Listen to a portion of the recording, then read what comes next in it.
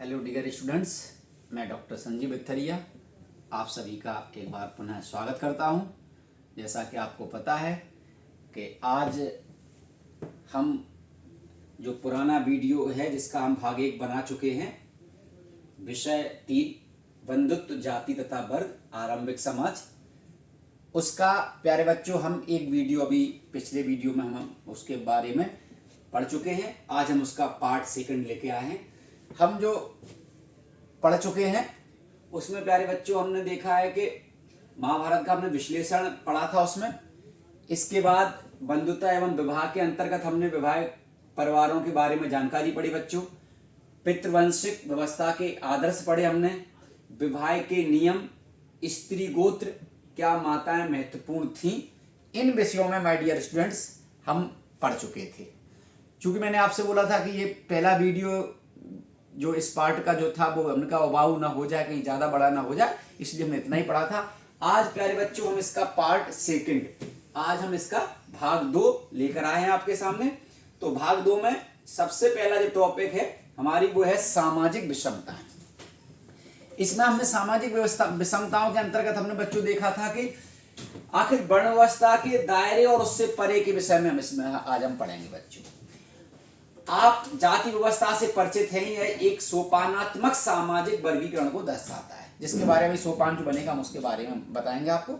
और जाति व्यवस्था वर्ण व्यवस्था के विषय में बच्चों में इस वीडियो के फर्स्ट चैप्टर में हम पढ़ा के आ गए थे। अगर हम आज फिर दोहराएंगे तो उसमें टॉपिक भी ज्यादा हो रहे हैं, तो फिर हम बच्चों क्या हो जाएंगे, थोड़ा सा पीछे वीडियो बड़ा हो जाएगा, तो इसलिए हम इसमें उबाऊ हो जाएगा हमारे लिए। चूंकि हम आपको इस बारे में पहले बता चुके हम क्या क्या पढ़ना है, तो आप भले एक बार फिर से देख सकते हैं कि सामाजिक व्यवस्थाओं में उचित आजीविका पढ़ेंगे, अक्षत्रिय राजा पढ़ेंगे, जाति और सामाजिक गतिशीलता पढ़ेंगे, 4 वर्णों के परे एकीकरण ये पढ़ेंगे, और सामाजिक विषमताओं की व्याख्या, साहित्यिक स्रोतों के इस्तेमाल में भाषा और विषय वस्तु, लेख और तिथियां, और एक गतिशील ग्रंथ। इतना हमें सारे पढ़ना है, तो इसलिए हम बच्चों यहाँ से फिर से अपना जो चल रहे थे वहां पे शुरू करते हैं।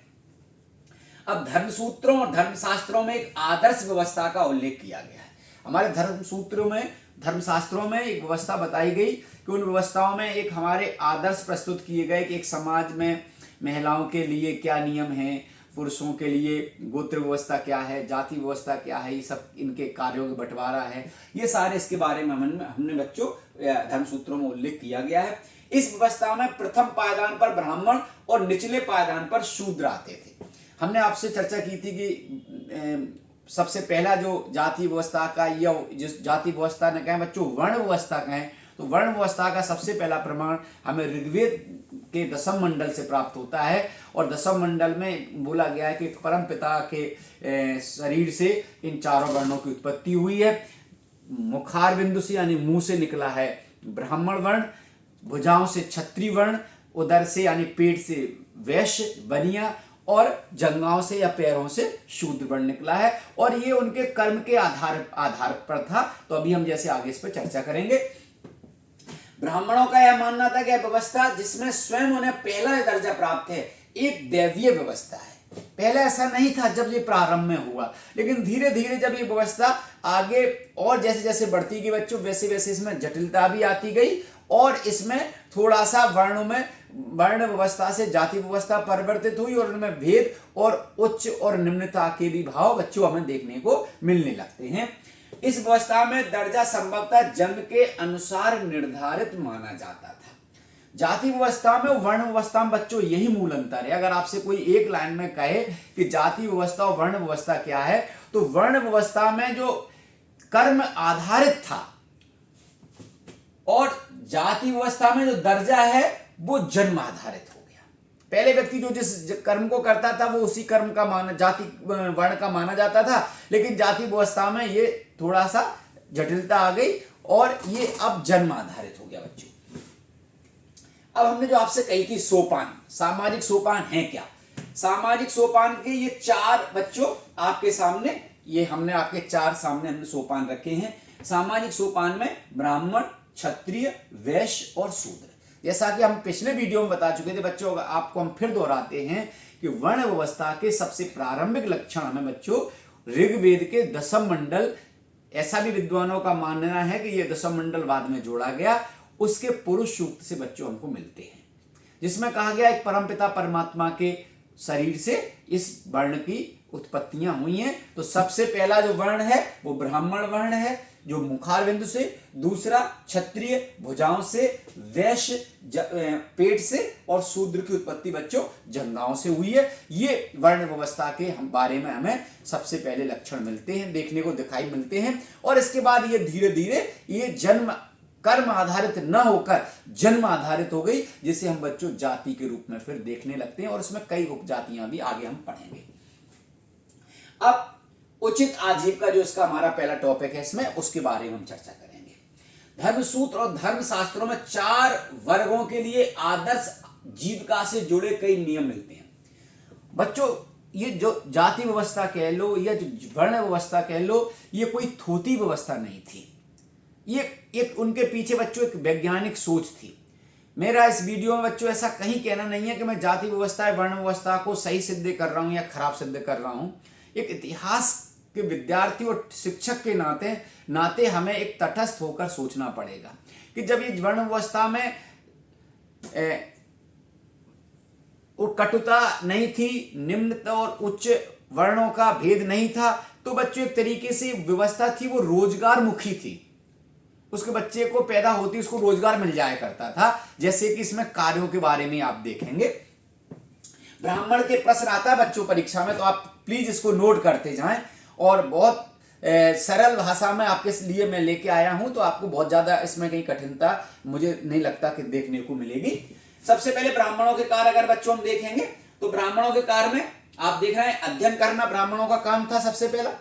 दूसरा वेदों की शिक्षा, तीसरा दान देना और दान लेना, यज्ञ करना और यज्ञ करवाना। ठीक है ना, अध्ययन करना, वेदों की शिक्षा, यज्ञ करना और करवाना, दान देना और दान लेना, ये ब्राह्मणों का मुख्य काम था। जो हम आपसे कह रहे थे शरीर से उत्पत्ति हुई है, तो प्यारे बच्चों मुंह का भी यही काम है, मुंह बोलता है, तो ब्राह्मणों का काम शिक्षा देना और क्या कहते हैं दान देना और दान लेना था, ये मुंह का काम करना था। अब दूसरे नंबर पे मैंने बताया सोपान, दूसरा क्रम किसका था? क्षत्रियों का क्रम था। तो क्षत्रिय के वर्णों की उत्पत्ति बच्चों किससे हुई? भुजाओं से हुई। आज अगर हमारे ऊपर कोई अटैक करता है, प्रहार करता है, तो बचाव के लिए या हम उसको उस पर अटैक हम करते हैं, तो हमारे सबसे पहले शरीर का कौन सा काम करता है? भुजाएं काम करती हैं। तो क्षत्रिय वर्ण समाज का नेतृत्व कर रहा था। जहां ब्राह्मण पठन पाठन का काम कर रहा था, जहां ब्राह्मण संस्कृति के प्रसार का काम कर रहा था, तो वहीं पर हमारा जो क्षत्रिय वर्ण है, क्षत्रिय वर्ण क्या कर रहे थे? क्षत्रिय वर्णों के काम देखते हैं बच्चों आप। नंबर पहला जो काम है उनका युद्ध करना। नंबर 2 लोगों को सुरक्षा प्रदान करना, जो मैं कह रहा था नेतृत्व करना। जिनके अंदर ऐसे गुण थे जो समाज का नेतृत्व कर सकते थे, युद्ध कला में पारंगत थे।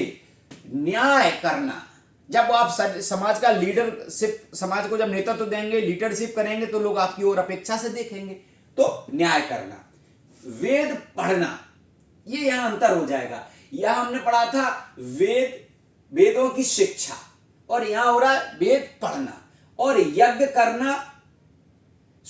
करवाना और दान दक्षिणा देना, ये अंतर हो जाएगा ब्राह्मणों में और क्षत्रियों में। वो क्या करना है? यज्ञ करना है, और यज्ञ इनको करवाना है। करेंगे कौन? ब्राह्मण करेंगे। करवाना किसको है? क्षत्रियों को करवाना है। और दान दक्षिणा देना, ब्राह्मणों को क्या काम था? दान देना भी था और दान लेना भी था। लेकिन क्षत्रियों को बच्चों क्या करना है? केवल दक्षिणा देना, यानी दान को देना है। ये अंतर आप बेसिकली इनको देखते जाएंगे। ये अंतर 2 हमने आपको देखा। तीसरा बात करें बच्चों वैश्य। हमने फिर आपसे बात की कि तृतीय वर्ण की उत्पत्ति भगवान के पेट से हुई, या जो परमपिता था उसके पेट उदर से हुई। तो बच्चों ब्राह्मणों का काम जैसे बोलने का काम था, पढ़ने पढ़ाने का मुंह का काम था। मैंने कहा क्षत्रियों का काम समाज का नेतृत्व प्रदान करना, तो भुजाओं का काम था। ऐसे ही जब हम कुछ खाते हैं तो सारा पेट में जाता है। ये पेट का काम होता है कि प्रत्येक अंग को उसके आवश्यकता के हिसाब से उसकी शक्ति को वो पहुंचाता है। यही काम वैश्य का था। वैश्य इन तीनों वर्णों के भरण पोषण का काम करता था। यानी ये बच्चों, ये व्यापारी मुख्यतः वर्ग था। ये समाज की अर्थव्यवस्था का आधार प्रदान करने वाला वर्ण था। इसका क्या काम बच्चों? वेद पढ़ना बच्चों उनका काम था पहला। दूसरा यज्ञ करवाना और दान दक्षिणा देना। क्षत्रियों के समान इनका भी काम ये था, यज्ञ करवाना भी था, दान दक्षिणा देना था। अब देखो यहां अंतर हो गया। क्षत्रियों के बारे में एक बार फिर से देख लो आप, तो क्षत्रिय क्या कर रहे हैं? न्याय करना, लोगों को सुरक्षा प्रदान करना, युद्ध करना, इसमें कहीं नहीं आ रहा है। ये क्या कह रहे हैं आप? यज्ञ करवाना, दान दक्षिणा देना के अलावा यहां तक तो कॉमन हो गया ये क्षत्रियों का, यहां तक ये कॉमन हो गया, क्षत्रियों के साथ मिल गया ये। लेकिन यहां कृषि, जो मैंने आपसे क्या कहा था, अर्थव्यवस्था, आर्थिक गतिविधियों का संचालन करने का जिम्मा इस वर्ण के पास था। कृषि करना, गौ पालन, गाय का पालन करना और व्यापार करना, ये इनका वैश्यों का मुख्य काम था। तीसरा वर्ण शूद्र वर्ण था। अब शूद्र वर्ण के बारे में भी बात कर लें। चतुर्वर्ण की उत्पत्ति कहां से बताई मैंने? परमपिता के पैरों से हुई, जंघाओं से हुई। तो जिन व्यक्तियों को न तो बहुत अच्छा पढ़ना आता था, जिनका इंटरेस्ट पढ़ने में नहीं था, जिन व्यक्तियों का इंटरेस्ट युद्ध कला में नहीं था, जिन व्यक्तियों का इंटरेस्ट किसमें नहीं था बच्चों? व्यवसाय करने में नहीं था, वो सीधा मोटा काम कर सकते थे, ऐसे व्यक्तियों को प्यारे बच्चों चतुर्थ वर्ण में शामिल किया गया। यानी जो व्यक्ति पठन पाठन में नहीं करना चाहते थे, पठन पाठन नहीं जानते थे, जो व्यक्ति युद्ध कला में पारंगत नहीं होते थे, जो व्यक्ति व्यवसाय में पारंगत नहीं होते थे, वो सीधा पशुपालन करना, उनके यहाँ खेतों पर काम करना, ऐसा जो वर्ण होता था वो चतुर्वर्ण होता था। इनका सीधा सा काम था तीनों उच्च वर्णों की सेवा करना। लेकिन बच्चों यहां मैं एक बात और आपसे क्लियर करता चलूं कि हम शरीर की जब परिकल्पना की गई तो हमें सोचना चाहिए कि शरीर से परिकल्पना क्यों की गई है चतुर्वर्ण की। अगर आप और हम ये 2 मिनट के लिए सोचें कि हमारे शरीर का कोई एक अंग ना हो तब हमें कैसा हो सकता है। जितना महत्व इस मुंह का है उतना ही महत्व इन पैरों का है, जितना महत्व इन हाथों का है उतना ही महत्व इन पैरों का है, जितना महत्व इस पेट का है उतना ही महत्व इन पैरों का है। क्योंकि जब पैर नहीं होंगे तो आप एक्टिविटी नहीं कर पाएंगे, तो आप किसी से अपनी रक्षा कैसे करेंगे, लीडरशिप कैसे करेंगे, बोल बोल कर किसको सुनाएंगे, कैसे व्यापार करेंगे। तो इसलिए मुंह से लेके और पैरों तक की समान आवश्यकता हमारे शरीर को पड़ती है। वैसे ये वर्ण चारों एक दूसरे के पूरक थे, लेकिन बाद में जटिलता आई तो उस जटिलता को हम कहते हैं जाति व्यवस्था। जब हम बाद में देखते हैं कि ये जाति उच्च वर्ण हो गई, ये निम्न वर्ण हो गई, लेकिन अभी यहां तक बच्चों उच्च वर्ण और निम्न वर्ण जैसी कोई बात नहीं थी। अब इन नियमों का पालन करवाना आसान नहीं था, क्योंकि जब हमने कहा जटिलता आ गई, ब्राह्मणों ने जो नियम बनाए हैं उन नियमों को पालन करवाना इतना आसान तो नहीं था समाज में। तो वो क्या कह रहे हैं? इसलिए ब्राह्मणों ने कुछ नीतियां बनाई या अपनाई।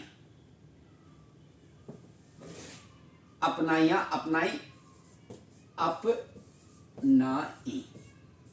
क्या नीति अपनाई बच्चों?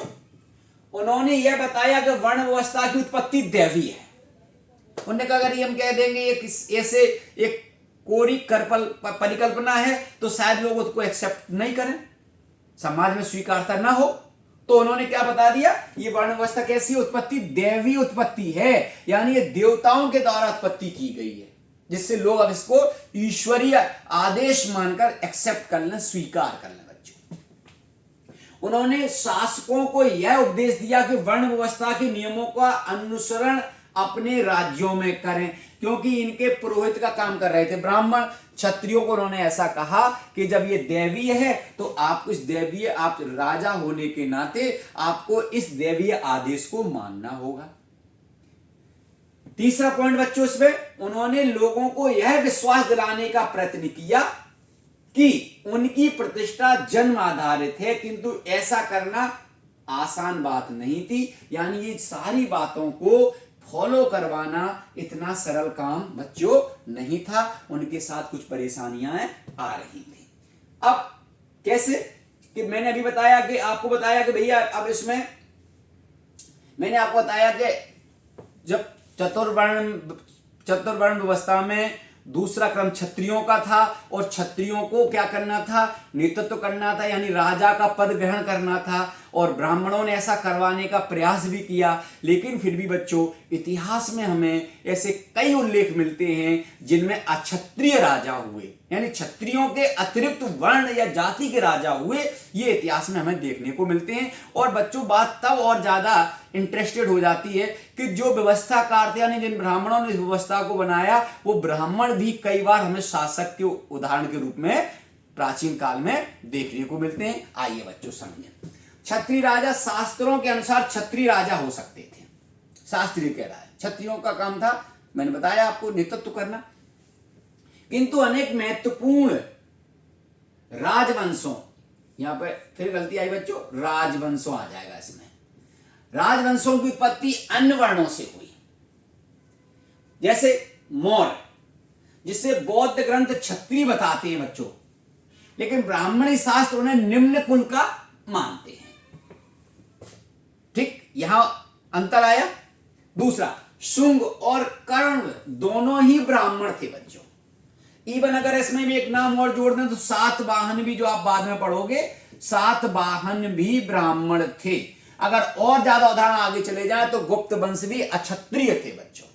तो ऐसा नहीं है कि ब्राह्मणों ने जो व्यवस्था बनाई थी वो अक्षर से पालन हो की जा रही थी, नहीं, उसमें हमें कभी कभी ये अंतर देखने को मिलता है। देखें आप, वस्तुतः राजनीतिक सत्ता का हर वह व्यक्ति उपभोग कर सकता था जो समर्थन और संसाधन जुटा सके। जो ताकत, तुलसीदास जी ने रामचंद्र मानस में कहा है, समर्थ को नहीं दोष गुसाई।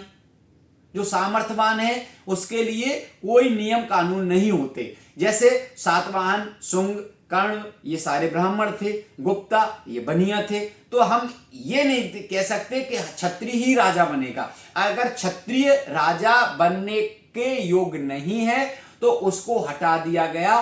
प्यारे बच्चों, इसका सबसे बड़ा उदाहरण मौर्य वंश का अंतिम शासक वृद्धरथ को 184 ईसा पूर्व में उसके सेनापति ने मारकर हटा दिया और शुंग वंश की पुष्यमित्र शुंग ने नींव डाली। यानी क्या, जो समर्थन और संसाधन जुटा सके। राजा तो क्षत्रिय कुल में जन्म लेने पर शायद ही निर्भर करता था, नियम था कि क्षत्रिय राजा होंगे, पर ऐसा कहीं नहीं कि क्षत्रिय ही राजा हों। इतिहास में ऐसे अक्षत्रिय कई राजाओं के हमारे सामने बच्चों उदाहरण हैं जो आपके सामने यहां हमने रखा। अन्य शासकों में जैसे शक, जो मध्य एशिया से आए थे, वो तो भारतीय जाति के ही नहीं थे। वो तो जो ब्राह्मण आए थे, ब्राह्मण मिलेच्छ, बर्बर अथवा अन्य देशी मानते थे। जिन्हें ब्राह्मण क्या मान रहे थे बच्चों, मिलेच्छ मान रहे थे। विदेशी जो भारत से दूसरी जगह से आए लोगों को मानते थे, बर्बर अन्य देशी मानते थे। किंतु संस्कृत के संभवतः आरंभिक अभिलेख में प्रसिद्ध राजा रुद्रदामन, ये आपके लिए बच्चों बहुत इंपॉर्टेंट नाम है, रुद्रदामन के विषय में आपको बता दूं कि रुद्रदामन ने, जो आगे बता रही हैं, कि लगभग दूसरी शताब्दी ईस्वी द्वारा सुदर्शन सरोवर का जीर्णोद्धार करवाया था। प्रश्न आता है कई बार, सुदर्शन झील का किसने पुनरुद्धार करवाया? तो सुदर्शन झील का पुनरुद्धार रुद्रदामन द्वारा, जो शक शासक था उसके द्वारा करवाया गया। अगला बच्चों, सातवाहन कुल के सबसे प्रसिद्ध शासक गौतमी पुत्र श्री सातकर्णी, स्वयं को अनूठा ब्राह्मण और साथ ही क्षत्रियों का दर्प का हनन करने वाला कहता है। दर्प मींस घमंड का हनन करने वाला कहता है।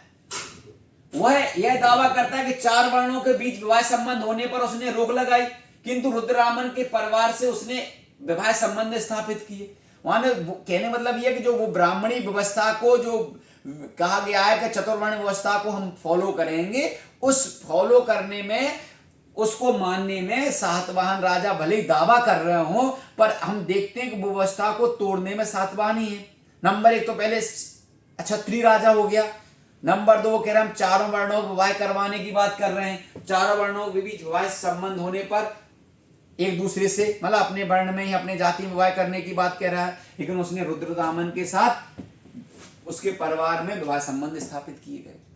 ये भी गलत है, निगेटिव हो रहा। 7 वर्ण स्वयं को ब्राह्मण वर्ण का बताते थे, जबकि ब्राह्मणी शास्त्र के अनुसार राजा को क्षत्रिय होना चाहिए। तो इस प्रकार से हमें इस प्रकार की उदाहरण मिल रहे हैं कि इसमें कोई ऐसा निश्चित नहीं था कि बच्चों अक्षर से हम जो धर्मशास्त्रों में या वेदों में जो नियम बताए गए थे उनका पालन हो रहा हो।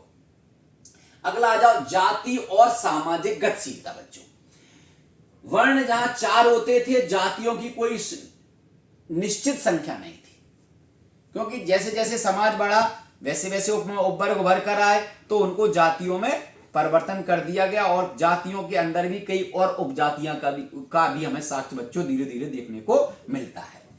जहां कहीं भी ब्राह्मणी व्यवस्था का नए समुदायों से आमना सामना हुआ, जैसे जैसे प्रसार हो रहा था आपकी बुक के अनुसार, जहां कहीं भी ब्राह्मणी व्यवस्था का नए समुदाय से आमना सामना हुआ, उदाहरण जंगल में रहने वाले निषाद या व्यावसायिक वर्ग जैसे सुवर्णकार, जिन्हें 4 वर्ण वाली व्यवस्था में समाहित करना संभव नहीं था, उनका जाति में वर्गीकरण कर दिया गया, यानी उन्हें जाति के अंदर उपजातियों में रख दिया गया। ये ठीक, वे जातियां एक ही जीविका अथवा व्यवसाय से जुड़ी थी, उन्हें कभी कभी श्रेणियों में भी संगठित किया जाता था, जिसका उदाहरण बच्चे मंदसौर, जिसे हम दसपुर कहते हैं, से मिलता है। मध्य प्रदेश से मिला अभिलेख, मध्य प्रदेश के मंदसौर में, जिसको हम दसपुर भी प्राचीन काल में कहते थे, 5वीं शताब्दी का है। इसमें रेशम बुनकरों की एक श्रेणी का वर्णन मिलता है जो लाट यानी गुजरात के निवासी थे। तो बच्चों, यहाँ 2 इंपॉर्टेंट चीजें आप और नोट कर लेंगे। मंदसौर का प्राचीन नाम दसपुर है और गुजरात को प्राचीन काल में क्या कहते थे? लाट कहते थे। लाट को गुजरात कहा जाता था। इसका उल्लेख दसपुर अभिलेख से हमें बच्चों देखने को मिलता है। अब 4 वर्णों के परे एकीकरण, अगला टॉपिक बच्चों। उपमहाद्वीप में पाई जाने वाली विविधताओं की वजह से यहां से ऐसे समुदाय रहे हैं जिन पर ब्राह्मणी विचारों का प्रभाव नहीं पड़ा। भारत के बारे में अगर बच्चों बात करें, भारत में केवल ऐसा नहीं है कि भारतीय समुदाय शुरू से केवल रहा हो। भारत में प्राचीन काल से हम देख रहे हैं कि कई जातियां भारत में समय समय पर आईं।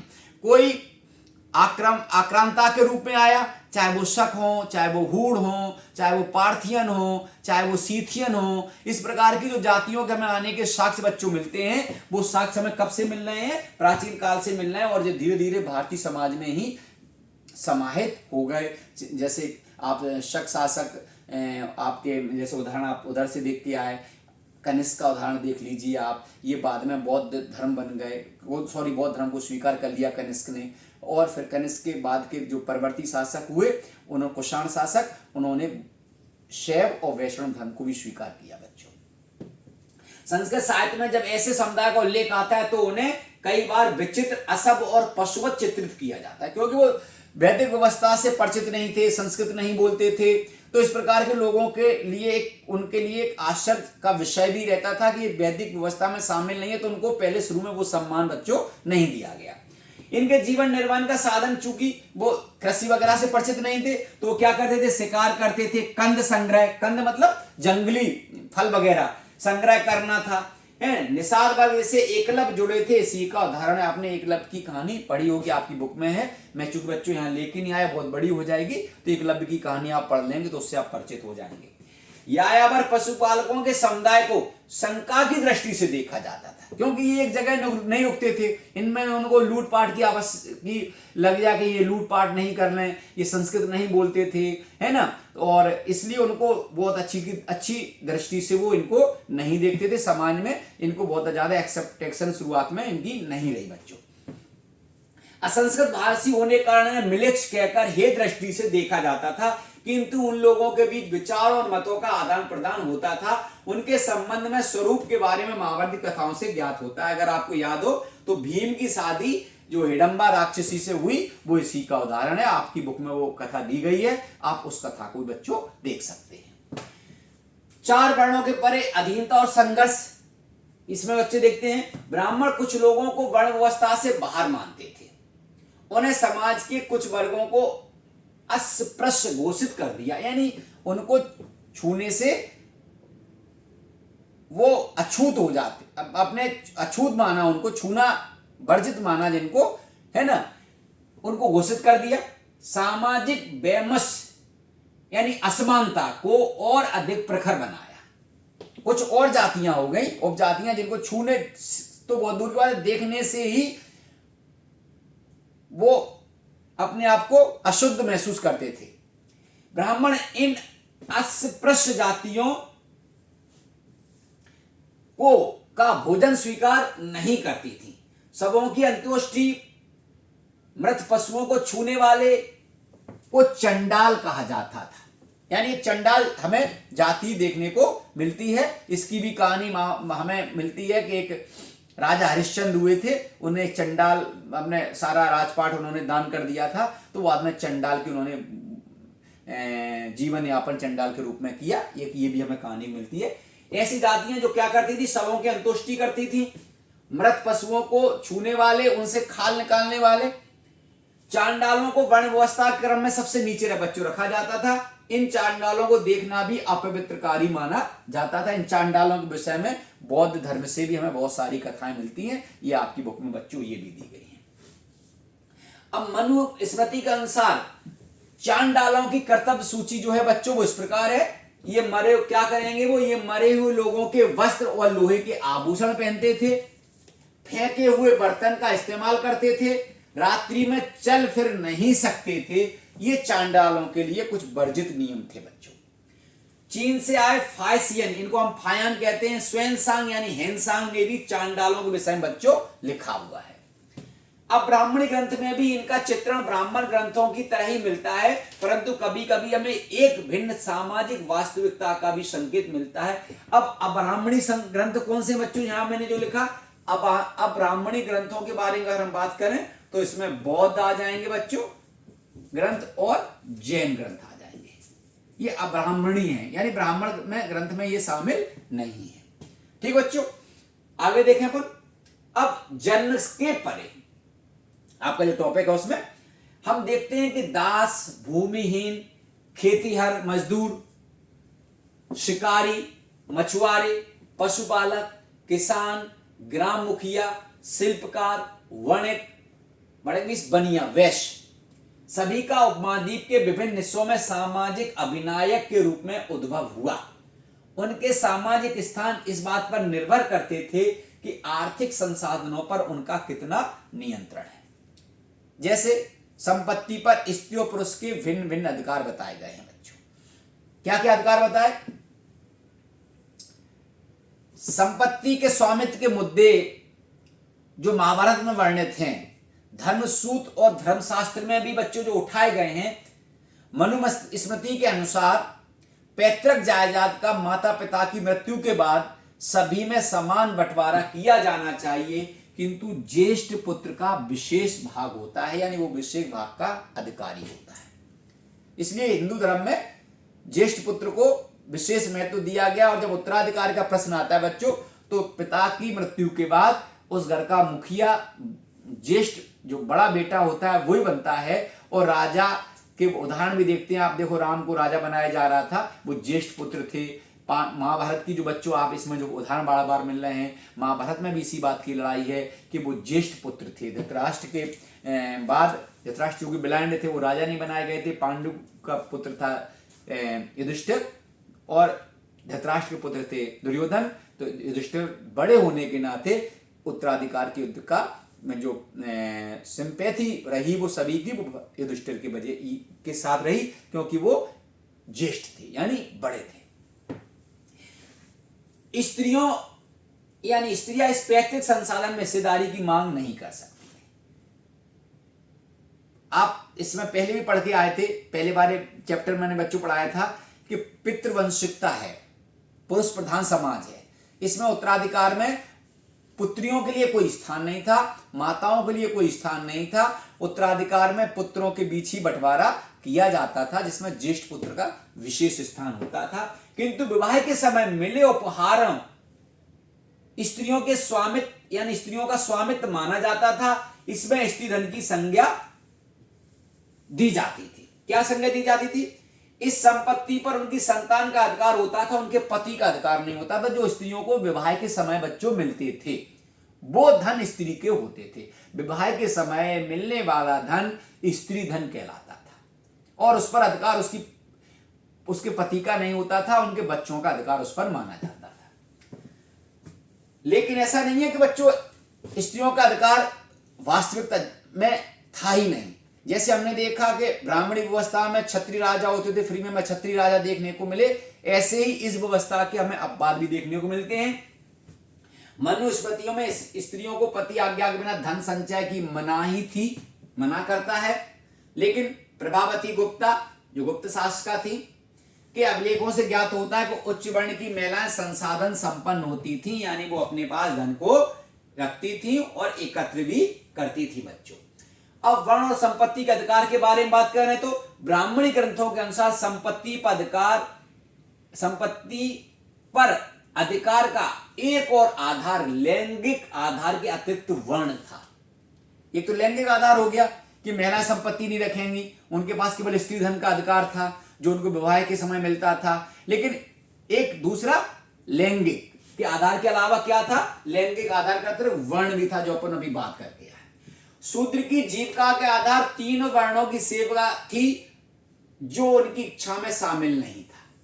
वो ऐसा नहीं था कि हर शूद्र यही चाहता हो कि वो तीनों वर्णों की सेवा करे, ये शामिल नहीं था उनके में। तो फिर जबकि तीन उच्च वर्णों के पुरुषों के लिए विभिन्न विभिन्न आजीविकाओं की संभावनाएं रहती थी। इनमें ब्राह्मण और क्षत्रिय सबसे धनी होते थे। क्यों होते थे? कि ब्राह्मणों को दान मिलता था, राजा का भी हमें कई उदाहरण देखने को मिले हैं, और क्षत्रिय राजकीय परिवार से थे, रॉयल फैमिली से आते थे।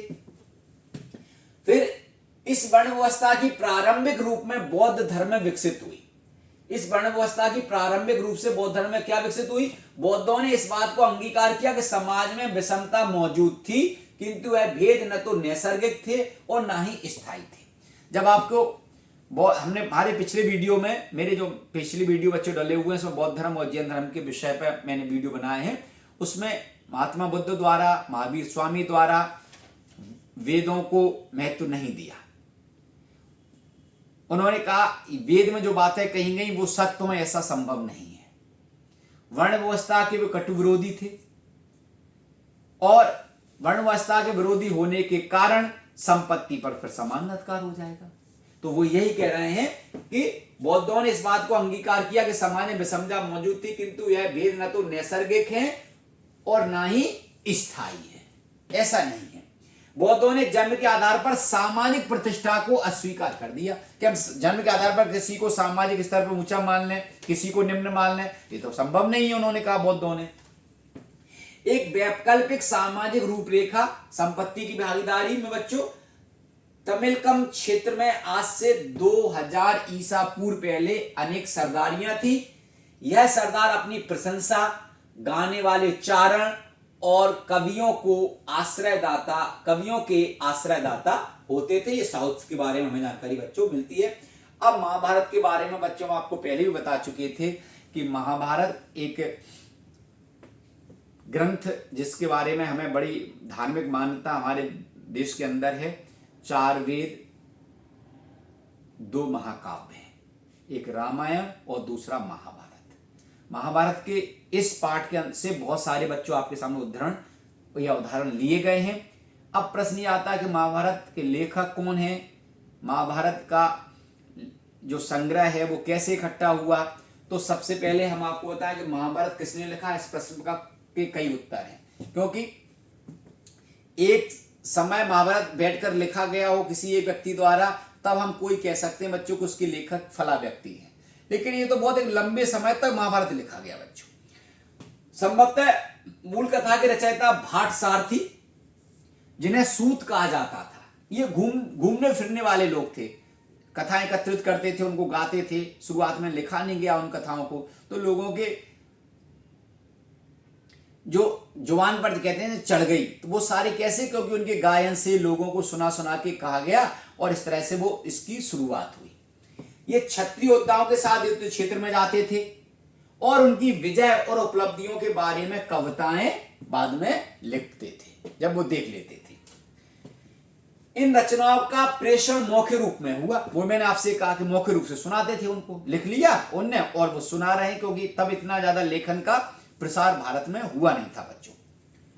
5वीं शताब्दी ईसा पूर्व से ब्राह्मणों ने इस कथा परंपरा पर अपना अधिकार कर लिया और इसे लिखा। उन्होंने जो मौखिक रूप से गाई जा रही थी उनको ब्राह्मणों ने क्या कर दिया, लिखना यानी लिपिबद्ध करना शुरू कर दिया बच्चों। यह वह काल था जब कुरु और पांचाल के इर्द गिर्द महाभारत की कथा घूमती है, यानी ये महाजनपद से भी थोड़े से पहले की बात है, उस समय की बच्चों ये बात हो रही है, जिसमें पांचाल और कुरुवंशी महाभारत के जो कौरव पांडव हैं ये कुरुवंशी हैं, और पांचाल यानी जहां द्रौपदी जिसकी राज्य की बेटी थी वो पांचाल थे बच्चों। लगभग 200 ईसा पूर्व से 2000 ईसा पूर्व से 200 ईसा पूर्व से 200 ईस्वी के बीच, 200 ईसा पूर्व से 200 ईस्वी के बीच हम इस ग्रंथ के रचना काल का एक और चरण देखते हैं। मैंने जैसा कहा कि गतिशील ग्रंथ था, समय समय पर बच्चों लिखा गया। 200 ईसा पूर्व से 200 ईस्वी के बीच, माने ईसा मसीह के मृत्यु से 200 साल पहले से ही इस ग्रंथ में का लेखन चल रहा था, जब विष्णु देवता की आराधना प्रभावी हो रही थी तथा श्री कृष्ण को विष्णु के अवतार के रूप में बताया जा रहा था। 200 से 400 ईसा पूर्व के आसपास मनुस्मृति से मिलते जुलते बृहद उपदेशात्मक प्रकरण भी बाद में इसमें जोड़े गए। श्लोकों की संख्या 1 लाख के लगभग हो गई। साहित्य परंपरा में इस बृहद रचना के रचयिता व्यास माने जाते हैं। पहले वीडियो में बच्चों आपको बता चुके थे कि महाभारत की रचना जो हुई उस समय इसमें श्लोक 10,000 के आसपास थे, तब इसको जैन संहिता कहा जाता था। बाद में धीरे धीरे श्लोकों की संख्या 1 लाख से अधिक हो गई, तो फिर बच्चों क्या हो गया, इसकी संख्या बढ़ने के कारण धीरे धीरे इसमें 1 लाख जब श्लोक हुए तो इसको फिर महाभारत कहा जाने लगा। सदृशता की खोज में 1951-52 में पुरातत्ववेत्ता बीबी लाल ने मेरठ उत्तर प्रदेश के हस्तिनापुर नामक गांव में उत्खनन किया। जी हाँ बच्चों, हस्तिनापुर जो पांडवों की कौरवों की राजधानी थी, वो हस्तिनापुर का बीबी लाल जी ने एक ऐसा अनुमान लगाया है कि ये मेरठ के पास है। चूंकि बड़ी दिक्कत आ रही थी, हस्तिनापुर के कई गांव शहर मिलते हैं, लेकिन उन्होंने नदी और जो भौगोलिक उसमें दृश्य बताया गया है, भौगोलिक जो सीमाएं बताई गई हैं, नदी के किनारे बताया गया है, उस आधार पर बीबी लाल ने हस्तिनापुर को कहां मान लिया, मेरठ के पास माना। बीबी लाल को यहां आबादी के 5 स्तरों के साक्ष्य मिले हैं, यानी 5 लेयर में ये उन्होंने शहर को, नगर को, इसको खोजा बच्चों। महाभारत की सबसे चुनौतीपूर्ण उपकथा द्रौपदी से पांडवों के विवाह की है। जैसा कि हम आपको बता ही चुके, भारतवर्ष में वैसे तो बहुपत्नी प्रथा राजघरों में मिलती है, लेकिन इसमें एक दूसरी कथा मिलती है कि जब पांडव लाक्षागृह में की घटना के बाद जंगलों में भटक रहे थे, भिक्षा मांगने गए, तो वहां द्रौपदी का स्वयंवर चल रहा था। उसमें इन्होंने मछली को मार के, अर्जुन ने द्रौपदी को जब वर्ण किया, विवाह की बात आई, तो जब अपने माँ के पास खुशी खुशी बोले, देखो माँ मैं क्या लाया, तो माँ की प्रतिदिन क्या आदत थी कि तुम 5 भाई आपस में बांट लो। उसी दिन भी उन्होंने ऐसे बिना देखे कह दिया, तुम आपस में 5 भाई बांट लो, बिगड़ देखे कह दिया। जब उनको पता चला तो अब स्थिति खराब हो गई, क्योंकि द्रौपदी भी तैयार नहीं थे अपनी बेटी का 5 पांडवों से विवाह करने पर। तब भगवान श्री कृष्ण के द्वारा बहुत सी उदाहरणों के साथ समझाया गया कि द्रौपदी ने एक बार 5 बार पति मांग लिए थे उत्साह में, तो शिव जी के आदेशानुसार इनको 5 पति मिले। ऐसी कथाएं उस महाभारत में मिलती हैं और आपकी बुक में भी दिए गए हैं। हालांकि बहुपति विवाह मान्य नहीं था, भारत में बहुपति मान्य नहीं था, लेकिन फिर भी हमें यहाँ देखने को मिलता है, हिमाचल का जो हिमालय क्षेत्र है वहां आज भी कहीं कहीं जनजातियों में बहुपति प्रथा मिलती है बच्चों। और एक गतिशील ग्रंथ के रूप में जो हम बात कर रहे थे, अंतिम टॉपिक है बच्चों ये, महाभारत का विकास संस्कृत पाठ के साथ साथ समाप्त नहीं हो गया। शताब्दियों से इस महाकाव्य के अनेक पाठांतर भिन्न भिन्न भाषाओं में लिखे गए। भारत के विभिन्न भाषाओं में हमें देखने को मिलते, तमिल में मिलते हैं, तेलुगु मिलते हैं, अन्य भाषाओं में जो वी.एस. सुथंकर महोदय ने इकट्ठे किए, मैं फर्स्ट पार्ट में बता के आया था बच्चों, आपको वही यहाँ पर बताया जा रहा है। अनेक कहानियां जिनका उद्भव एक क्षेत्र विशेष में हुआ, जिनका खास लोगों के बीच प्रसार हुआ वे सब महाकाव्य में समाहित कर ली गई। महाभारत की बहुत अच्छी बात बच्चों एक ये भी है कि इसमें भारत के हमें आपस में जो वर्ण जाति के एक दूसरे के मिलने के उदाहरण मिलते हैं। जैसे राक्षसी थी हिडम्बा, उसका विवाह किससे कर लिया गया? भीम से कर लिया गया। नाग कन्याओं का विवाह अर्जुन के साथ हुआ। ऐसे कई उदाहरण मिलते हैं जो भारतीय संस्कृति के प्रसार के हमें भी साक्ष्य प्राप्त बच्चे होते हैं। इस तरह से बच्चों ये पाठ हम आज, ये अध्याय हम आज 2 वीडियो के माध्यम से हमने पूरा किया। अगले चैप्टर के साथ अगले दिन उपस्थित होंगे। जय हिंद, जय भारत।